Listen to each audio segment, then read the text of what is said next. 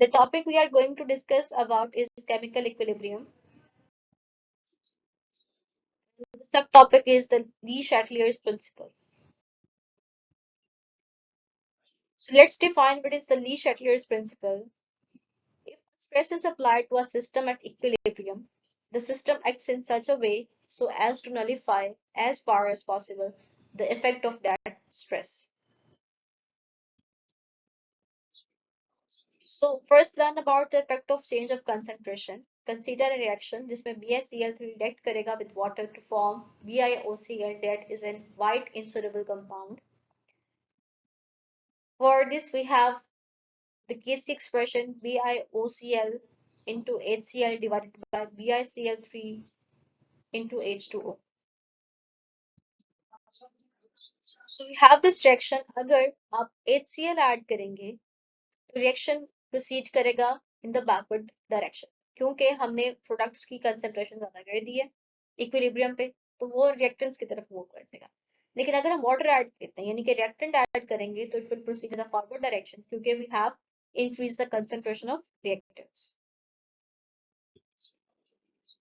तो इससे हमने कंक्लूड क्या किया कि अगर कोई आप सब्सटेंस रिएक्टेंट्स में ऐड कर दें या प्रोडक्ट्स में से रिमूव कर दें तो रिएक्शन प्रोसीड करेगा फॉरवर्ड डायरेक्शन में, और अगर आप कोई सब्सटेंस ऐड कर दें प्रोडक्ट में से और उसको रिएक्टेंट्स में से रिमूव कर दें तो रिएक्शन जो है वो प्रोसीड करेगा in the backward direction. Next is the effect of change on pressure or volume. It is important only for reversible gaseous reactions जिनमें number of moles of reactants unequal होते हैं, वहां पे volume या pressure affect करता है equilibrium position. Here we have a reaction in which 2SO2 react with O2 to form 2SO3. अगर इस रिएक्शन का हम वॉल्यूम डिक्रीज करते हैं या प्रेशर इंक्रीज करते हैं so it will proceed in the forward direction, क्योंकि प्रोडक्ट्स में मोल्स कम है, रिएक्टेंट्स में मोल ज्यादा. सो अगर आप वॉल्यूम इंक्रीज कर देंगे या फिर प्रेशर डिक्रीज कर देंगे तो रिएक्शन जो है वो प्रोसीड करेगा in the backward direction. Next is the effect of temperature. Most of the reversible reactions are disturbed by changing temperature. According to Chatellier's principle, increase in temperature favors endothermic reaction or decrease in temperature will favor the exothermic reaction. So here we have a reaction that is exothermic in nature. अगर आप heat remove कर देंगे so it will proceed in the forward direction, और अगर आप heat add कर देंगे it will proceed in the backward direction. Here you can see कि अगर आप exothermic reaction में heat add करेंगे तो ये left की तरफ shift हो जाएगा, और अगर आप heat remove करेंगे तो ये right की तरफ shift हो जाएगा. और अगर आप endothermic reaction में heat enter करेंगे it will favor forward direction, but अगर आप heat remove कर देंगे it will favor in the backward direction.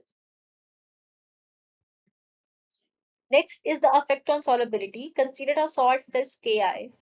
Ki जो है वो एक endothermic reaction शो करता है जब वो डिसॉल्व होता है. सो अगर आप टेम्परेचर राइज करेंगे इट विल फेवर डिसोसिएशन, ठीक है, और अगर आप कूलिंग करेंगे टेम्परेचर डिक्रीज कर देंगे तो फॉरवर्ड की बजाय रिवर्स रिएक्शन होगा and it will cause crystallisation.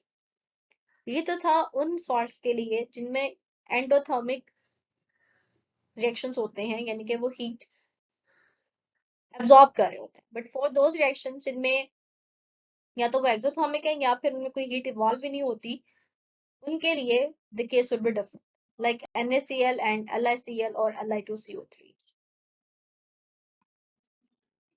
Here we have a summary. If you increase concentration of the reactant, तो इससे क्या होगा, प्रोडक्ट की फॉर्मेशन ज्यादा होगी. अगर आप प्रोडक्ट कंसेंट्रेशन ज्यादा कर देंगे तो रिएक्टेंट की फॉर्मेशन ज्यादा होगी.